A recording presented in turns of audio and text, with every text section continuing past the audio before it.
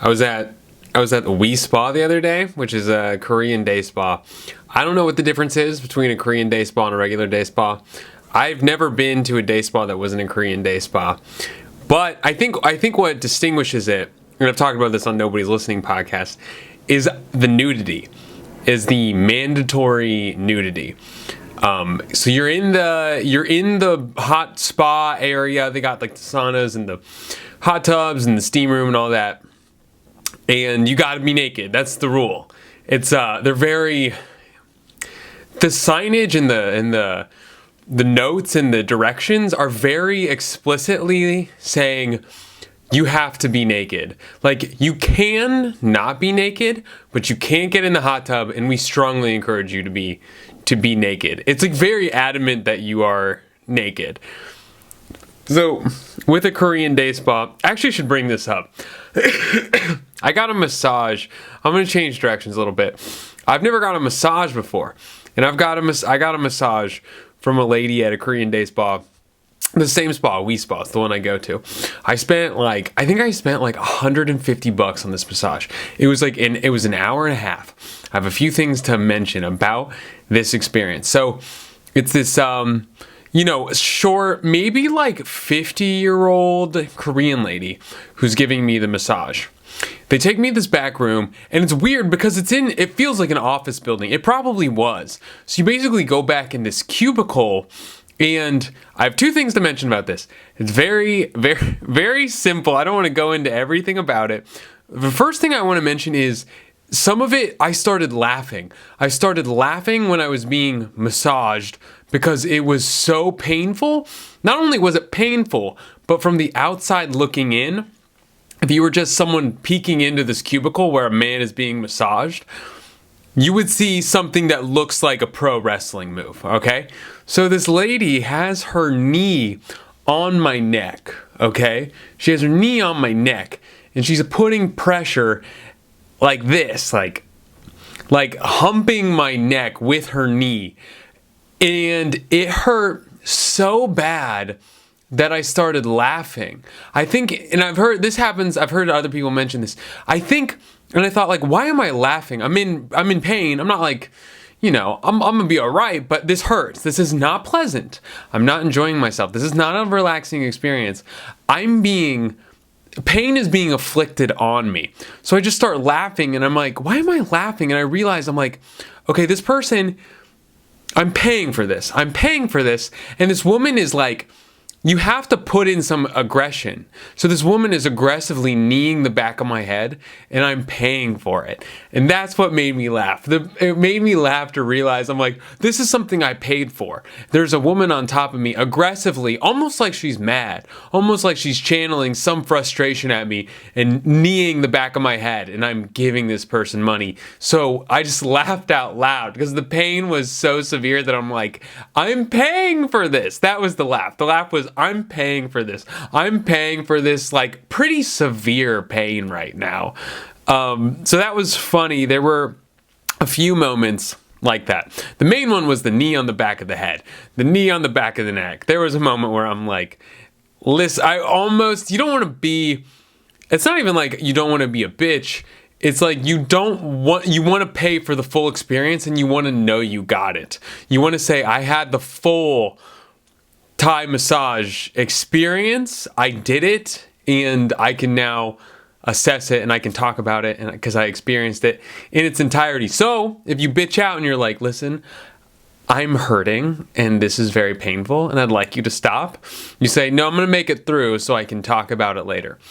No severe. Also, another thing to bring up on a massage, I was expecting to leave and then like the following day feel like blissed out, like euphoric all day. Felt fine. I didn't feel sore or anything. I just felt the same. I don't think I'll ever do it again, but I'm leaving out one very important part of this story. So, I don't think that this place is of ill repute. I don't think there's any funny business going on there. Any sort of hand job at the end, happy ending situation going on. I don't think so, and I would never want to say that about a business if I wasn't positive that it was true. So I don't think it's that type of operation, but I'll tell you what. When this 50-year-old lady was massaging me, when I met her, she didn't speak much English, there wasn't much of a connection at all. Just kind of like, take your clothes off, put on this robe. I'm gonna give you a massage. Very business, nothing, all right? Didn't have a sexual thought about this 50-year-old Korean lady until the thing is, because she starts massaging you, and then she massages you, and she massages your back, and then the top of your ass. She massages the top of your ass in a way, and this is what I thought was like really interesting. It's the way she touches you is in the same way that she's aggressively, almost as if she's angry at you, kneeing the back of your head. She is very seductively rubbing the top of your ass.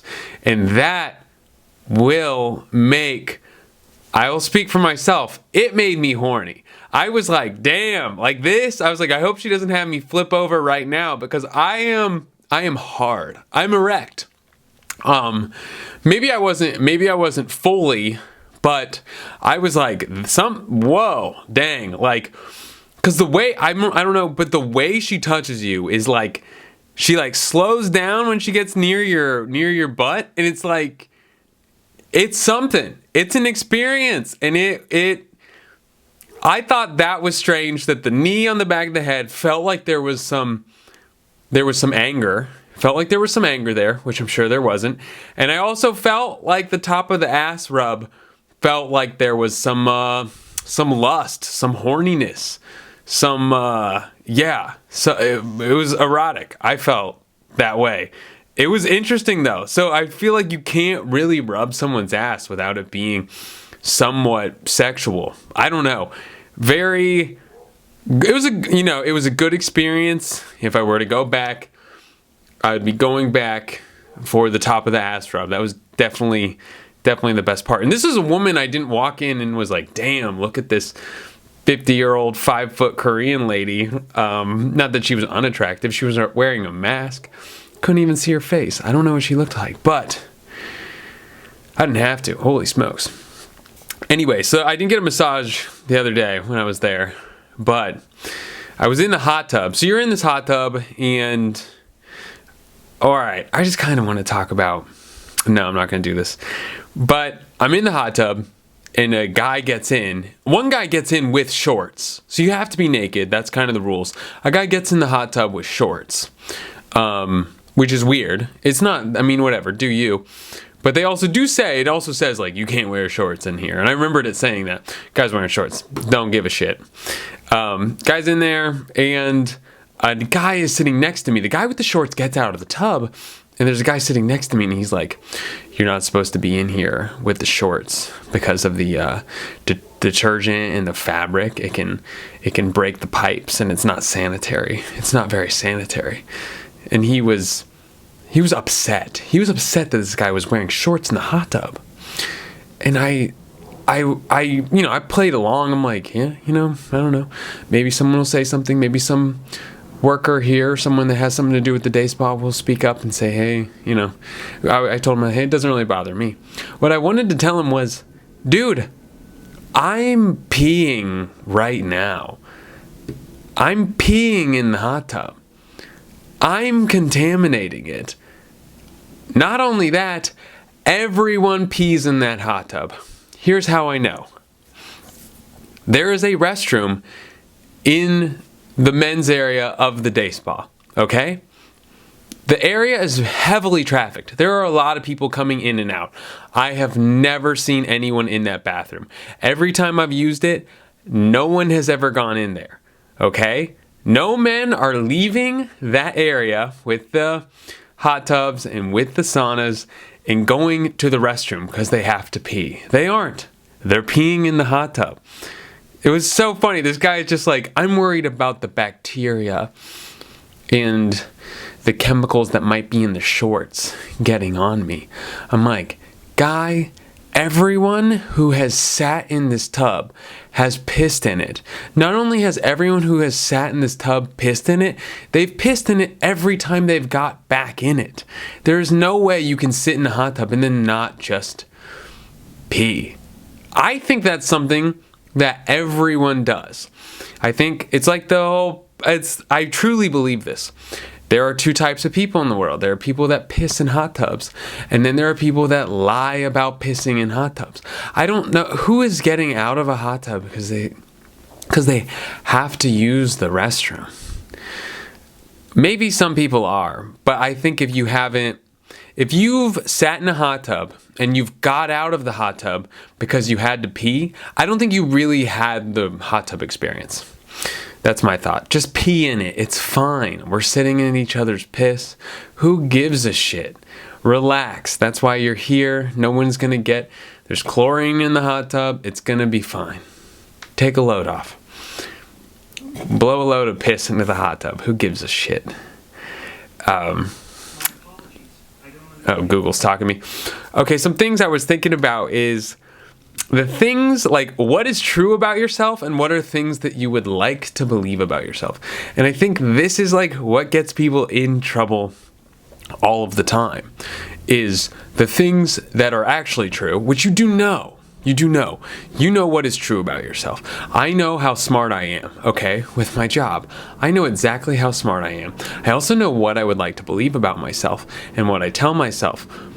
And I don't really tell myself. I tell other people, and it's a total lie.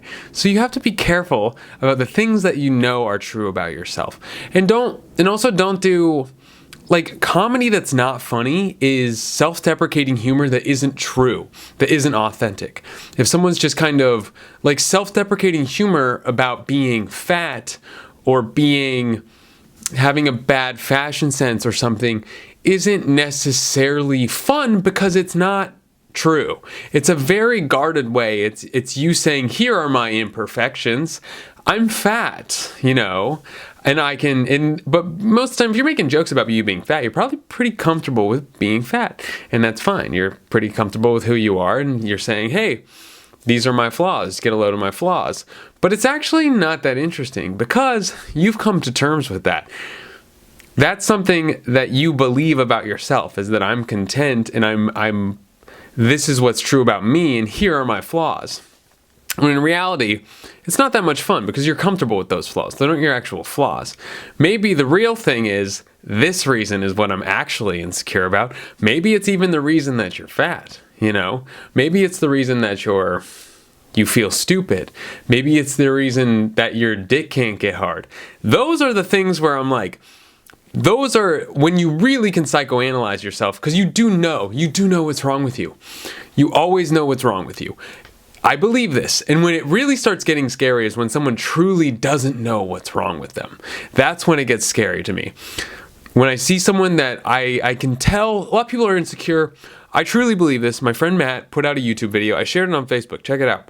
Anyone that's watching this video has probably got it through my Facebook, but he's talking about your emotional reactions are the child within you that sees your own flaws. It's the child within you that you react to something happening to you, to someone saying something that makes you get emotional. You get angry, you get sad, you get anxious, all these things.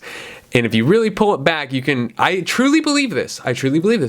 You can pull it back and you can say, oh, that's because I'm this way. I feel this way. What's true about this situation?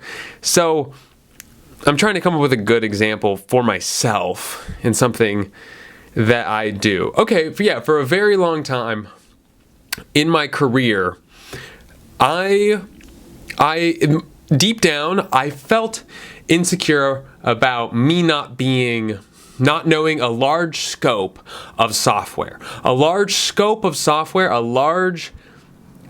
piece of a lot of information that should be known by a software developer like me at this point in his career that he doesn't know. I was very insecure about that, and I wouldn't do anything about it. But in my head, I would tell myself lies like I do know it. I'd also tell myself lies like I could never figure it out. So I was oscillating between these two ideas that I don't need to know this, and I could know it if I tried, and oscillating between the idea of if I did try, I could never figure it out, and I'm actually a phony, and I'm not that smart. The truth is totally in the middle. The truth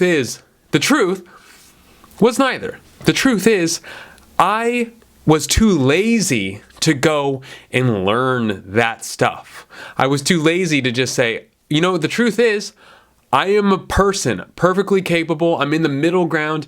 I'm middle class of intelligence, right? Like most people, okay? I don't have brain damage. I also am not a savant. And like pretty much everyone, we're all kind of in that middle ground. And the reality is, there's a large scope of knowledge I don't have. I can figure it out, but it's going to take time and it's going to take effort. So that's all it really took for me, was to say, you know what? The truth is in the middle. I can figure it out, but also I need to come to terms with the fact that I'm not trying to. And I need to come to and I need to actually try and put forth the effort. You don't have to believe all these crazy, weird narratives about your life, and let guilt and insecurity or arrogance or the need to posture affect the way you see your reality. Because that's the truth. I think about that. I mean, even like dating, you have this idea of like, oh, I need to be, for a man, you're like, I need to be like the biggest, strongest, most desirable man I can possibly be. And when insecurities come in, when insecurities come in and you feel impotent, or you can't get hard, or you can't retain this woman, you can't keep her interest, she's more interested in other things, or whatever may have you, anything that can potentially make you insecure messes with this idea that, oh, I want to be the most desirable partner I can possibly be. Not even like retaining woman, just trying to get laid, whatever it is. You're failing to attract someone, and that makes you feel insecure, right? So in reality, it's like you don't need to be the most attractive, desirable person. You don't need to be. You don't have to. And you're not. The fact is, you're not. No one is, and no one ever will be. So be okay with that. But when something does make you insecure, that doesn't mean you're a piece of shit. It doesn't mean you're completely undesirable. No one will ever want to have sex with you, or no one will ever want to reproduce with you. Or you can't get hard. Doesn't mean you're not going to be able to get hard for a while. The truth of the matter is, there's a reason you couldn't get hard. There's a reason this person doesn't find you desirable. Figure it out. Try to figure it out. Try to figure out what that is. It doesn't mean you're doomed. And it's this idea that we're doomed to be something. We're afraid of like being doomed to being something, to being a loser, to being stupid, to being unsuccessful.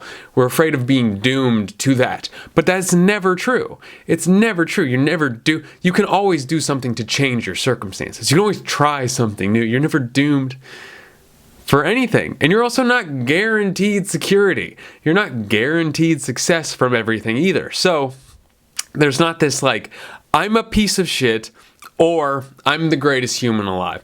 I feel like we always you need to recognize that you're always somewhere in between. And to get to the place where you would like to be is going to take effort. That's really all it is. It's going to take effort, and it's going to take honesty. That being said, I wanted to come back to my point about my friend Matt's video. He's talking about your shadow, or he's talking about your child self. That's something that when you experience something and let's go with anger. You get angry. When someone says something to you, you get angry. You see something, you get mad. You get mad at things.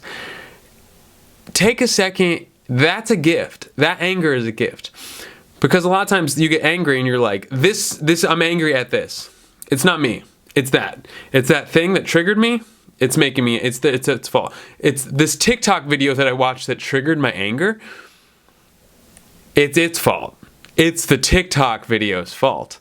It's not. It's you. It's something internally that got triggered. So rather than look outward and say, it's the TikTok video, I hate that TikTok video, it's so bad, look inward and say, why did that trigger something in me? If you figure it out, like what is actually happening, maybe it's a big one for me. One thing I realized is, it's the you think you're better than me. It's the you think you're better than me sentiment that I've had in my head forever, for my entire life.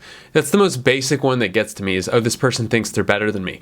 In reality, I've broken it down and I realized what it is. It's this person has self-confidence. And usually it's someone that I don't think is better than me, right? They'll do something and I see them and they think they're so great. They think they're better than me. In reality, what I'm saying is I think this person's lesser than me, but I hate them for having the confidence that I don't have. That's what it is. That's what I think's funny. It's like, oh, I hate myself for not having the confidence that this person has. Whether it's something in like guitar playing.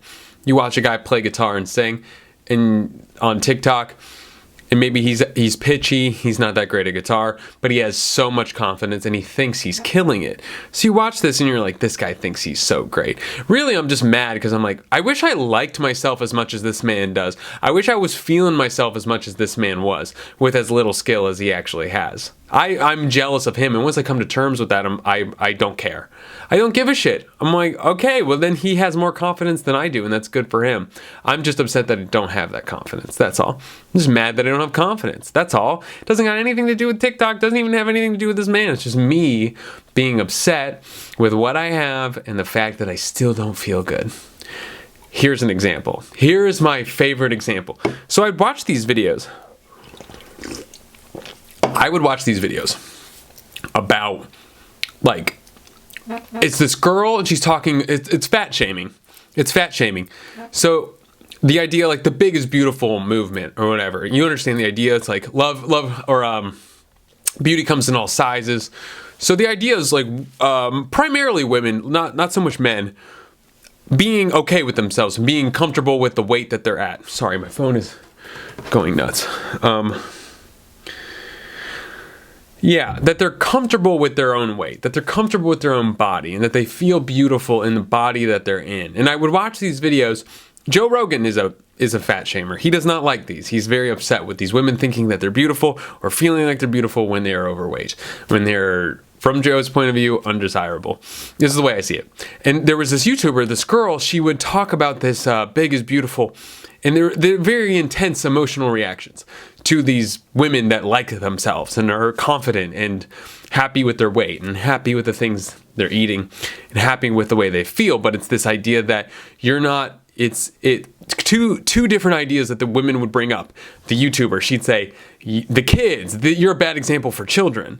This woman, and okay, like you're a bad example for children because they're going to have diabetes and heart disease and die fat, whatever. She's getting upset. And then also, like your health, you know, this is bad for your health. Like it's bad for your health.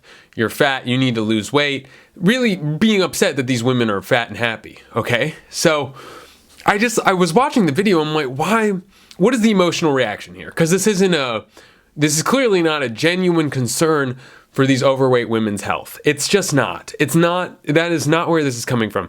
That is not why this YouTube video is made.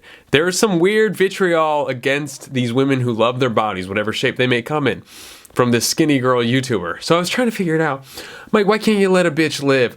Let a bitch live your life. Let a woman be happy and eat a hamburger and enjoy whatever type of body she's got.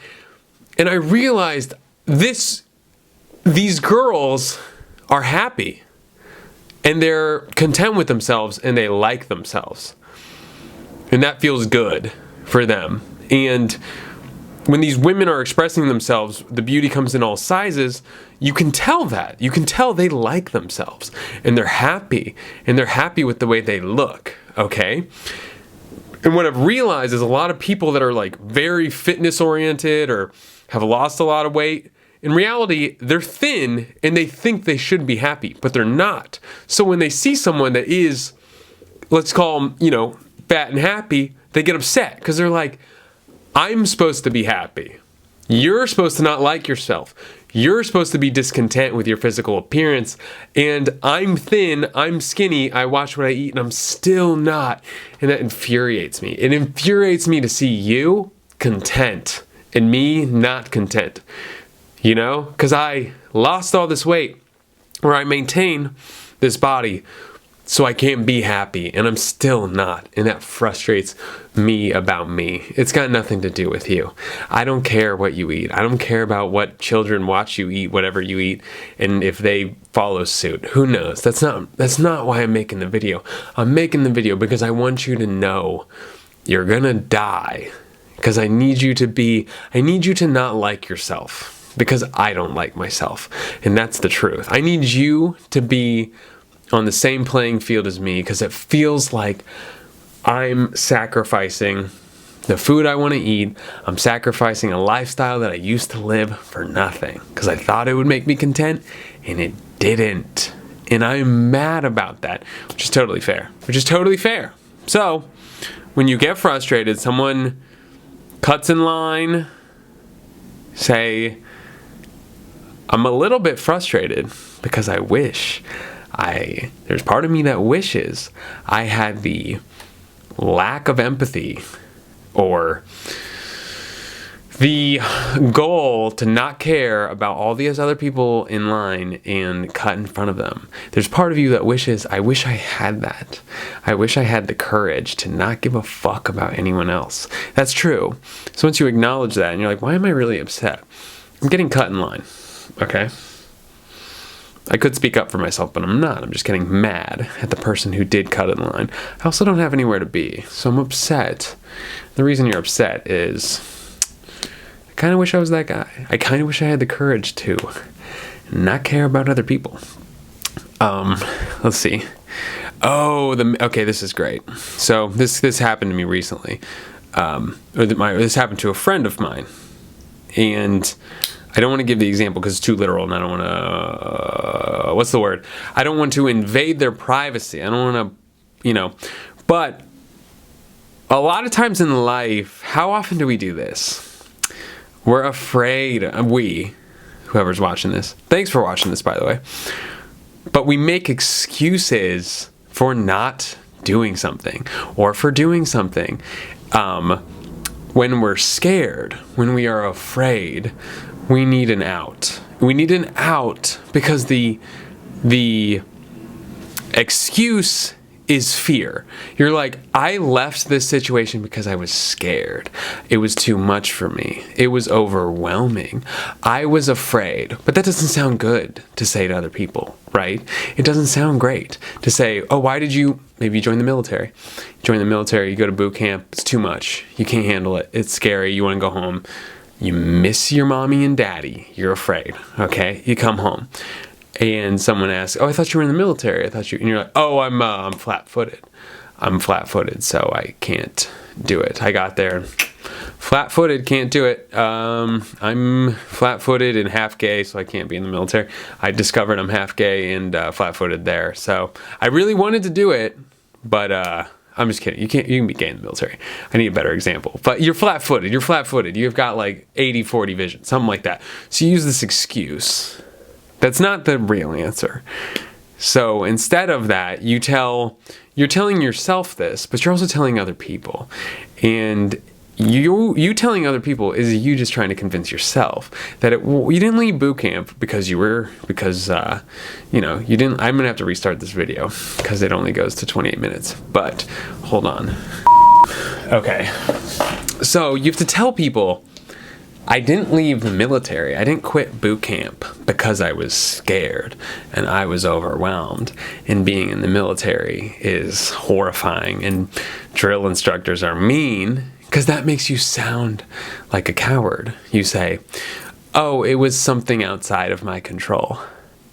Something outside of my control is why I'm here. So you're convincing yourself. You're saying, I was going to do that, but something outside of my control made it so I couldn't. Okay? So you're not serving anyone. No one cares why you didn't do something. No one gives a shit. Okay? But don't get upset at outside circumstances when you aren't where you want to be in life. That's the problem. The problem is when you run into something like that, you can either get past it, you can either assess it, or you can quit. You can be like, okay, maybe there is a legitimate reason. Maybe you are flat-footed. That doesn't mean you can't achieve success. Some people, they realize they're flat-footed and they can't do what they thought they were going to do, so they pivot. They go into a different direction, but they continue their journey. They continue their progress, but they hit the end of the road. They hit a point where they're like, okay, well, that is not in the cards for me, but how can I achieve what I want to achieve in a different way? Rather than be on the lookout for reasons to quit, excuses outside of your control to not follow through and go through something that's scary, something that's hard work, something that's difficult, and say, oh, I didn't achieve what I wanted to in life for reasons outside of my control. Don't do that. Nobody buys that. And I do that all the time. Less now. But yeah, I used to do that all the time. And when you're doing it, when something's completely within your control and you're just making an excuse for why you can't do it. Life is difficult. Accomplishing things is difficult. Challenges will arise. Don't lie to yourself. Just be honest. Don't get down on yourself, because in reality, it's a lot of times when you get down on yourself, that's not true either. And you also know it's not true, but it feels weirdly good to feel like you're a piece of shit and you're incapable of achieving something. Because it honestly feels kind of good to say that to yourself, because it takes the onus off of you to work hard again to achieve something, because you just tell yourself, I'm incapable. I'm not going to try. I'm incapable. Why try? Because I'm incapable of doing anything. So I'm not going to try, because me being successful is impossible. And that feels kind of good, because then you don't have to work hard. You don't have to do anything. What's the point? You're a loser. So be careful lie to other people. Go crazy. Lie to other people. Tell people you're flat-footed when you're not flat-footed. But no, it's not true. When you lie to someone, know you're lying. Okay? When you lie to someone, know that you're telling a lie. Say, I'm telling a lie right now. I am. But don't try to convince yourself that your own lie is true. You're crazy. Okay. Ooh, this one's... Let's see what we got. Oh, man. Okay, so... Freeing up your brain is kind of what I want to... Alright, so... I think a lot of times in life you want to possess something. And I think the passing of time is a good reflection of the fact that you cannot possess anything, right? I think when you try to possess, anytime I've ran into a problem, it's me trying to possess a security. Security is a big one. I want to possess security. I want to have it. All right. I want to be secure financially. So I will not be anxious. I won't be anxious anymore because I am secure. So I'm chasing security. I'm chasing a certain amount of money in my bank account so I no longer have to worry. That doesn't exist, right? So you chase security, you'll never find it. You're always going to be pursuing it. You're always going to be anxious because you're always going to achieve. You're never going to achieve that amount of money. It doesn't exist. It's not real. Or you're chasing a relationship, someone you like, someone that you're emotionally dependent on. You're emotionally dependent on them, okay? And you've lost them. They're gone now, but you want them back. You're chasing something because you want to possess that. You want to possess that person. You want to know that you have their love and you have their love forever. Truth of the matter is, you don't. You never did. You never did have their love forever. That's never guaranteed. So you can go chasing that person's love for the rest of your life, okay, to get their love back. But even if you were to get it back, they're never going to love you the same way as they did at that one point in time. It's always going to be different. And once you get their love, you're going to realize that you have it. You have this now. Maybe it's not even exactly what you wanted. Maybe it's different than you were expecting. Maybe you got what you want, and then upon arrival there, you realize that this isn't necessarily what you wanted at all. Maybe it was something else, and maybe you have to come to terms with that person. So don't try to possess something, because it leaves. It goes back in time. Don't reminisce about a certain time of your life and say, oh, if I could only get back here, if I could only get to this level, if I could only have those friends again, if I could only have these people again, if I could assemble these people back in my life into some sort of way. Even if you did, it would be a different thing. If that person loves you again, it's going to look completely different from the time they loved you before. And it's going to be completely different. But to try to desire this going back to the way things were, the way things were at one point in time, to try to get that back is lunacy. To try to possess financial security is lunacy. And I've realized that even with my romantic relationships I've been in, I've realized that I don't even care if the person cheats on me in a way, or I have to. I'm better when I'm like, I don't care if they would like to cheat on me, that's fine. That's their own business, right? And ultimately, if they cheat on me, the relationship's going to feel different. It's not going to be what I want. And I'm free to go at any point in time. So I don't worry about retaining the person's love. I don't worry about retaining the person being near me. I don't depend on them looking out. I don't depend on them checking in. All I know is when they're there, and that's an enjoyable experience. The time that I'm with them is nice. That's all I have. That's all I care about.